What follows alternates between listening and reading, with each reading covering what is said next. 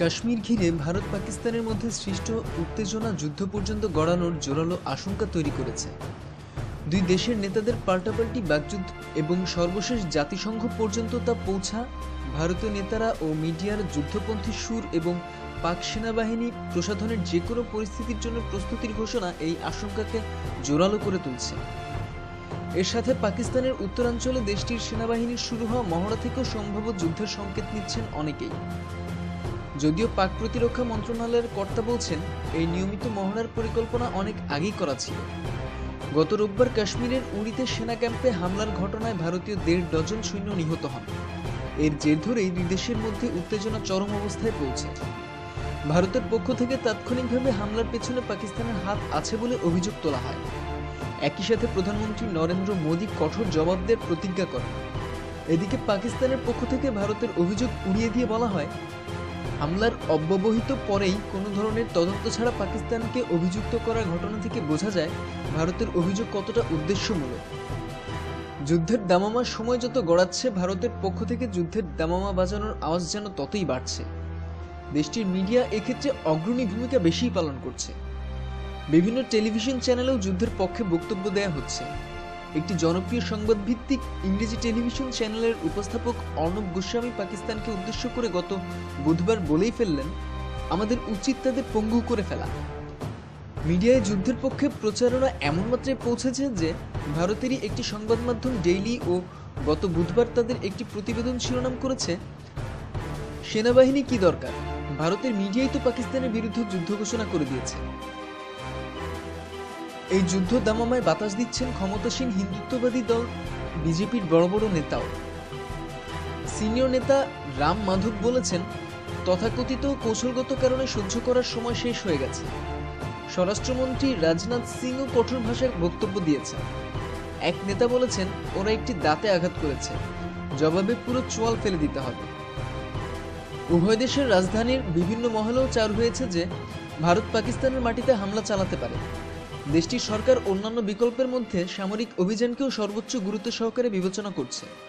স্বয়ং প্রধানমন্ত্রী নরেন্দ্র মোদী এবং তার নিরাপত্তা উপদেষ্টা অজিত দোভালও এর সপক্ষে। তাদের সমর্থন যোগাচ্ছে বিজেপির কট্টরপন্থী নেতারা। গত বুধবার পাকিস্তানের উত্তরাঞ্চলের আকাশসীমা ও M1 এবং M2 মোটরযান চলাচল বন্ধ করে দেয়া হয়েছে। আকাশসীমায় নিষেধাজ্ঞা আরোপের কারণে উত্তর পাকিস্তানের বিভিন্ন শহরগামী ফ্লাইট বাতিল করেছে সংস্থাটি। পাক অধিকৃত কাশ্মীর ও খাইবার পাখতুনখাওয়া প্রদেশের কিছু এলাকায় বিমান চলাচল বাতিল করেছে কর্তৃপক্ষ। জানা যায়, ভারতের সম্ভাব্য হামলা মোকাবিলায় পাক সামরিক বাহিনীর প্রস্তুতির গুজবে দেশটির শেয়ার মার্কেটে ধস নেমেছে। সেনাবাহিনীর ঊর্ধ্বতন এক কর্মকর্তা বলেন, নিয়মিত অনুশীলনের অংশ হিসেবে এসব যুদ্ধবিমান অবতরণ করছে। প্রতি ৫ বছর অন্তর অন্তর বড় ধরনের অনুশীলন করে পাক বিমান বাহিনী। এর প্রস্তুতি নিতে ১ মাস সময় প্রয়োজন হয়। যে কোনো পরিস্থিতির জন্য আমরা প্রস্তুত, বললেন সেনাপ্রধান পাকিস্তানের। ইন্ডিয়া টুডে এক প্রতিবেদনে জানিয়েছেন, পাকিস্তানের সেনাপ্রধান জেনারেল রাহিল শরীফ বলেছেন, তার বাহিনী যে কোনো পরিস্থিতি মোকাবেলায় প্রস্তুত রয়েছে। রাওয়ালপিন্ডিতে সেনা কমান্ডারদের একটি সম্মেলনে রাহিল কথা বলেন।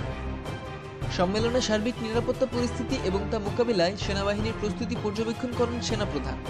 তিনি বলেন, দেশের বিরুদ্ধে যে কোনো ষড়যন্ত্রকে নস্যাৎ করে দিতে দেশের মানুষের সাথে সেনাবাহিনী প্রস্তুত রয়েছে। চলুন জেনে নেওয়া যাক জাতিসংঘের বাকযুদ্ধ সম্পর্কে।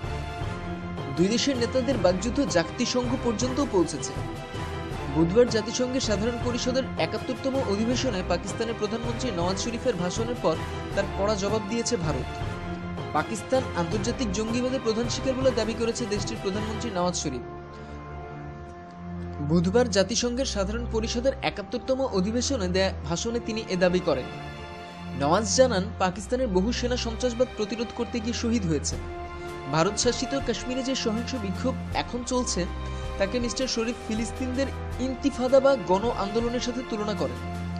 কাশ্মীর নিয়ে দক্ষিণ এশিয়ায় নতুন করে উত্তেজনা সৃষ্টি হবার আশঙ্কাকে বিশ্ব নেতারা উপেক্ষা করছেন বলে হুঁশিয়ারি দিয়ে নওয়াজ বলেন, ভারত বিপুল অস্ত্রভান্ডার গড়ে তুলছে।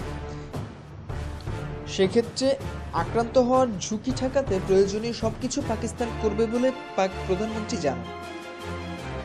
নওয়াজের বক্তব্যের প্রতিক্রিয়ায় ভারত এক বিবৃতিতে বলেছে, প্রাচীন ইতিহাসের শিক্ষার পীঠস্থানকে সন্ত্রাসের আখড়া বানিয়েছে পাকিস্তান। সন্ত্রাস সবচেয়ে বড় মানবাধিকার লঙ্ঘন। ভারতের সংবাদ মাধ্যম ও নেতারা যুদ্ধের ডঙ্কা বাজালেও বাস্তবে কি ভারত আসলে যুদ্ধে যেতে চাইবে কিনা, এমন প্রশ্নে নেতিবাচক উত্তরের জবাব মিলেছে বিশ্লেষকদের কাছ থেকে। পাকিস্তানকে সমুচিত জবাব দেবার হুমকি দিচ্ছেন অনেকেই, কিন্তু গুরুত্বপূর্ণ প্রশ্ন হলো পাকিস্তানের ভূখণ্ডে পাল্টা আঘাত হানার জন্য ভারতের সামর্থ্য এবং গোয়েন্দা তথ্য আছে কিনা। অধিকাংশ বিশেষজ্ঞ মনে করেন ভারতের সরকার সে ধরনের সামর্থ্য গড়ে তুলছে বলে মনে হয় না। ভারতে বিবিসির সংবাদদাতা সৌতিক বিশ্বাস এমনটাই বলছেন। ভারতের জন্য এটা সহজ হবে না, কারণ পাকিস্তানে রয়েছে শক্তিশালী আকাশ প্রতিরক্ষা ব্যবস্থা। বিজনেস স্ট্যান্ডার্ড পত্রিকার কৌশলগত বিষয়ের সম্পাদক অজয় শুক্লাও একই রকম মত পোষণ করেন। তিনি সিএনএনকে বলেছেন, উত্তপ্ত বাক্য বিনিময় চালিয়ে যাওয়াটা খুব সহজ। শুক্লার মন্তব্য, ভারত কোনো হামলা চালানোর জন্য কৌশলগত দিক থেকে এখনও প্রস্তুত নয়। এটা দেশটির পরিকল্পনার ব্যর্থতা। তিনি বলেন, আমাদের আরেকটি বাস্তবতা ভুললে চলবে না যে পাকিস্তানের সেনাবাহিনী বিশ্বের 11 বৃহত্তম। দুই দেশের সামনে মূল অস্ত্র কূটনীতি। পর্যবেক্ষকরা বলছেন, যুদ্ধের চেয়ে বরং দুই দেশের সামনে এই মুহূর্তে পরস্পরকে ঘায়েল করার মূল অস্ত্র হচ্ছে কূটনীতি। ভারত চায় পার্শ্ববর্তী দেশগুলোকে নিয়ে পাকিস্তানকে আঞ্চলিকভাবে একঘেয়ে করে রাখতে। এমন প্রকাশ্য ঘোষণাও দিয়েছে ভারতীয় নেতারা। বিশেষ করে আগামী মাসে পাকিস্তানে অনুষ্ঠিতব্য সার্ক সম্মেলনকে উপলক্ষ বানাতে চায় ভারত।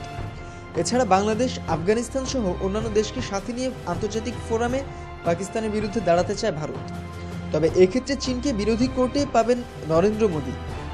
অন্যদিকে পাকিস্তানেরও চেষ্টা আছে প্রতিবেশী দেশগুলোকে পাশে পাওয়া। চীন ইতোমধ্যেই পাকিস্তানের পক্ষ নিয়েছে। এছাড়া মুসলিম যেগুলোর সমর্থনও যেতে পারে ইসলামাবাদের পক্ষে। বিশ্লেষকরা এমনটাই মনে করছেন। এই সংক্রান্ত আরও বিস্তারিত তথ্যের জন্য সাবস্ক্রাইব করুন। ধন্যবাদ।